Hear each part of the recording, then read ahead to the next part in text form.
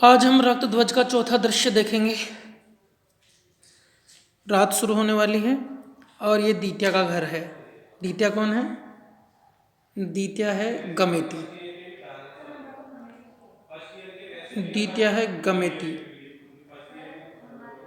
गमेती बोलते हैं मुखिया को। तो दीत्या गमेती है, मुखिया है, उसका घर है। उसकी पत्नी सावंती से वो बातचीत करता है। क्या बातचीत करता है देखते हैं। सावंती देखते हो, सावंती बोलती है देखते हो, यह गुदवायो है, यानी ये गोदना गुदवाया है। आदिवासी कल्चर भी इसमें आ गई। ये गोदना गुदवाना ये किसकी कल्चर है? ये भीलों की, आदिवासियों की। सवाल भी आता है जीके में, second grade, first grade, third grade के एग्जाम में सवाल पूछा जाता है कि गोदना गुदवाना और राजस्थान में किसकी परंपरा है? तो ये भीलों की परंपरा है, आदिवासियों की परंपरा है। बाँह फैलाते हुए यहाँ देखो अम्बा मोर गुदवाया है और पिंडलियाँ दिखाते हुए यहाँ पान का निशान गुदवाया है। पान का निशान शब्द का अर्थ दे रखा है अगली स्लाइड में। इसका अर्थ है चतुर्भुज का निशान। पान का निशान है चतुर्भुज का निशान, जिसके चार भुजाएं हैं उसका निशान। इसके अधिक कोण पर उल्टा त्रिशूल उकेरा हुआ है। चतुर्भुज के बीच में दोनों तरफ 6-6 रेखाएं हैं। इन रेखाओं पर एक दाना बना हुआ है, मोर की आकृति भी है। तो जो चतुर्भुज का निशान होता है उसको बोलते हैं पान का निशान। दीत्या मुस्कुराने का प्रयास करता है और बोलता है वारुलो है। वारुलो यानी सुंदर। वारुलो यानी सुंदर है। सावंती बोलती है क्या बात है, कोई खास बात नहीं है। दीत्या बोलता है कोई खास बात नहीं है। सावंती बोलती है छिपाते हो, मुझसे छिपाते हो? तो ये बोलता है तू अपने मन से पूछ कर तो कह, मुझसे क्यों नहीं, तू अपने मन से पूछ कर तो कह, छिपाते हो क्या बात है बताओ।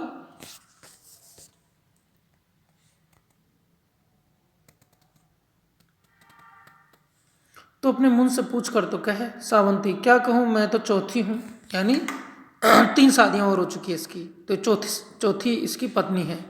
आदिवासियों में परंपराएं हैं, बहुपति प्रथा भी है और बहुपत्नी प्रथा भी है। तो ये इसकी चौथे नंबर की वाइफ है। तो बोलती है मैं क्या कहूँ, मैं तो चौथे नंबर की हूँ। दीत्या तेज स्वर में प्यार से कहता है मेरे घाव हरे न कर, वे तीनों स्वर्ग में हैं। यानी तू मुझे क्यों परेशान करती है, क्यों मेरा दुख जगाती है, क्यों मेरे घावों को हरा करती है, यानी दुख फिर से कुरेदना, जगाना, पैदा करना। घाव हरे होना यानी बीती हुई बातें, बीता हुआ दुख दोबारा जाग उठना, महसूस होना। वे तीनों स्वर्ग में है, यानी मेरी तीनों पत्नियां जो तेरे पहले से आई वो मर चुकी हैं, स्वर्ग में है और मैं नरक में हूँ। मैंने कभी नहीं चाहा था कि मेरी 4 शादियाँ हों, मजबूरी थी। तुझे देख कर मैं घबरा गया था, मुझे लगने लगा था कि मैं हत्यारा हूँ, क्योंकि जिसकी 3 बीवियाँ मर चुकी हो और चौथी से वो विवाह करके लाए तो उसको ऐसा ही महसूस होगा कि मैं हत्यारा हूँ। सावंती पास आकर के उसके मुंह पर हाथ रखकर कहती है फिर कभी ऐसा मत कहना, जानती हूँ अपने समाज में एक मर्द 6-6 लाड़ियाँ एक साथ रख लेते हैं, लेकिन तूने अपना व्रत निभाया है। ये बड़ो काठो काम है, काठो यानी कठिन। तूने अपना व्रत निभाया है। अपनी सोसाइटी में, अपने समाज में तो एक एक आदमी के 6-6 औरतें होती हैं, लेकिन तूने बहुत अच्छा और काठा काम किया है। काठा यानी अच्छा, कठिन कठिन। अरे मैं मजाक कर रही थी, पर आज जरूर कुछ ऐसा हुआ है जिसे तू छिपा रहा है। तू मुझसे छिपा रहा है, बता क्या हुआ है। दीत्या हाँ है, कुछ ऐसा ही है, पर तेरे लिए उसका कोई अर्थ नहीं है, सब उड़द है। उड़द यानी व्यर्थ, लेकिन तेरे लिए उसका कोई महत्व नहीं है, सब उड़द है। शब्द आया है उड़द, इसका अर्थ है, आदिवासी शब्द है और इसका अर्थ है व्यर्थ। तेरे लिए इसका कोई महत्व नहीं, सब उड़द है। उड़द यानी व्यर्थ है, बेकार है। सावंती जब मैंने कहा तो तूने दारू छोड़ दी, तो दारू छोड़ दी तो? मैंने कहा तो तूने अपने को टापरे में कैद कर लिया, यानी घर में कैद कर लिया। टापरा जो आदिवासियों का घर होता है।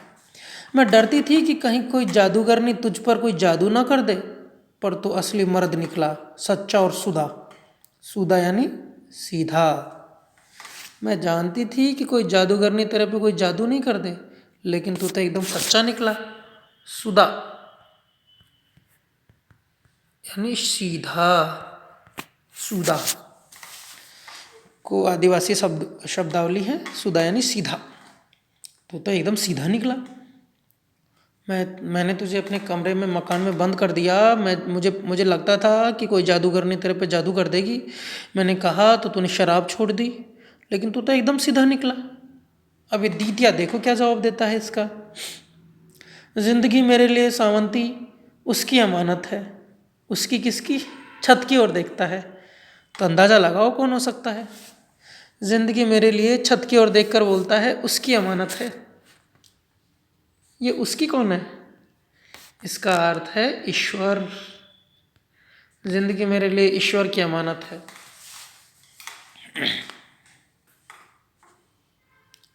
मेरा यहाँ क्या है? कुछ भी तो नहीं, सब उसका है। किसका है? वह कौन? ईश्वर। वही है, मैं हूँ ही कहाँ। सब जगह ईश्वर ही है, मैं हूँ ही कहाँ। मेरी जिंदगी तो उस ईश्वर की अमानत है। मेरा मुझ में कुछ नहीं, जो कुछ है सो तोर यानी ईश्वर का। दीतिया की 3 पत्नियां मर चुकी है और चौथी पत्नी से शादी करके लाया है। चौथी पत्नी का नाम है सावंती। सावंती जब उससे कहती है कि तुमने शराब छोड़ दी, तूने मेरे कहने पे केवल कमरे में खुद को बंद कर लिया, तो एक सच्चा और सीधा इंसान है। तो इस पे दीतिया जो गमेती है, जो सरपंच है, जो मुखिया है, वो बोलता है कि मेरा कुछ नहीं है, जो कुछ है वो सब ईश्वर का है, उसी का है। आगे की स्लाइड देखते हैं।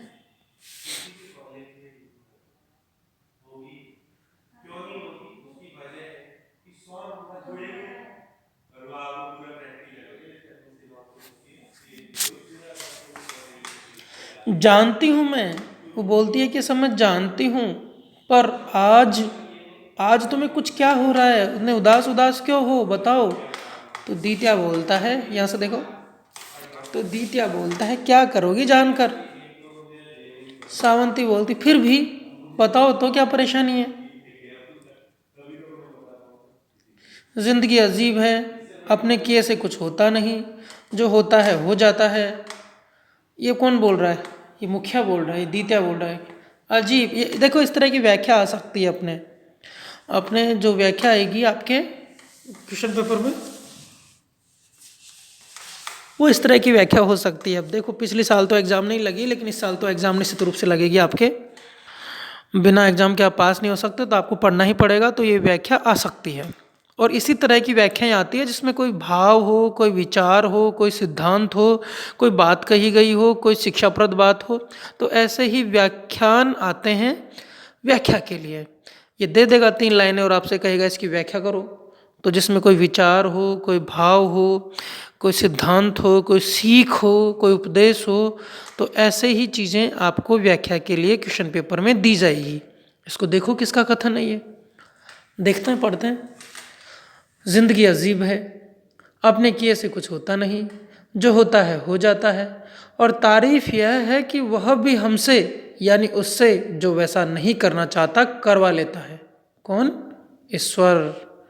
यह कैसी पीछा है, ये कैसी पीड़ा है। एक तरफ खेड़ा है, दूसरी तरफ इसका प्रण, एकदम एक लो। क्या करूं, बुद्धि कुछ काम ही नहीं करती। ये कहता है कि मैं जो करना चाहता हूँ वो कर नहीं पाता, जो नहीं करना चाहता वो करना पड़ता है। ये ईश्वर की कैसी लीला है। एकदम अकेला पड़ गया हूँ। एक तरफ तो सारा गांव है, सारा खेड़ा है, दूसरी तरफ मेरा प्रण है, मेरी प्रतिज्ञा है जो मैंने गोविंद स्वामी के सामने ली थी। देखो, और तारीफ यह है कि वह भी हमसे यानी उससे जो वैसा नहीं करना चाहता वैसा करवा लेता है। कौन करवा लेता है? भगवान, ईश्वर, वही करवाता है। बुद्धि कुछ काम करती नहीं, दिमाग ही काम नहीं करता कि क्या करें क्या ना करें। बुद्धि कुछ काम नहीं करती।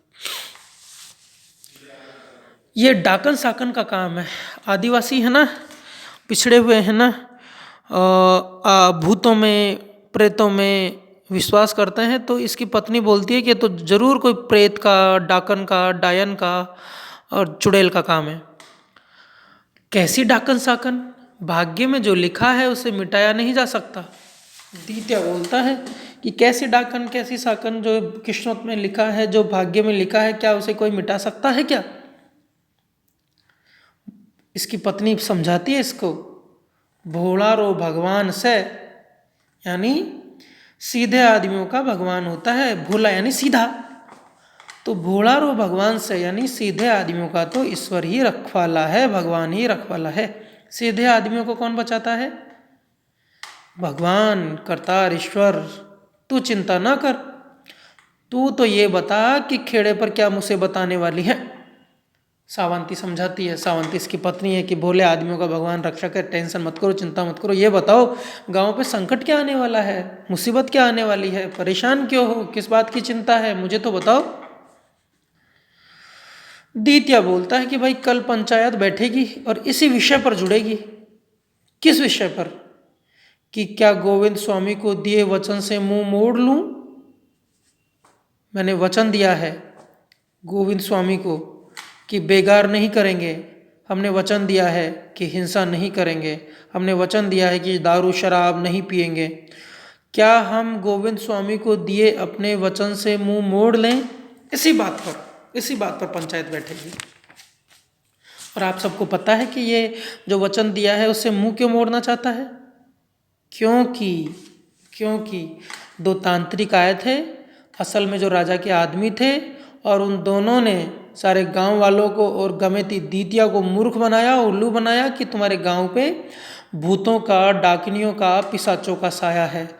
और ये भूतों का साया, ये आत्माओं का, प्रेत आत्माओं का साया तभी दूर होगा जब तुम लोग राजा का काम करोगे, बांध के काम पर जाओगे, बांध के यहाँ पे बेकार हो रही है वहाँ पे जाओगे। और अगर तुम लोग नहीं गए तो सारे गांव का सफाया हो जाएगा, नाश हो जाएगा, विनाश हो जाएगा, कुछ भी नहीं बचेगा। और उसका जुर्म और उसकी सजा और उसका पाप किस पे चढ़ेगा? द्वितीय पर चढ़ेगा, क्योंकि द्वितीय सरपंच है, क्योंकि द्वितीय गमेती है। तो सब का सब पाप किस पे चढ़ेगा? ये पाप चढ़ेगा द्वितीय पे।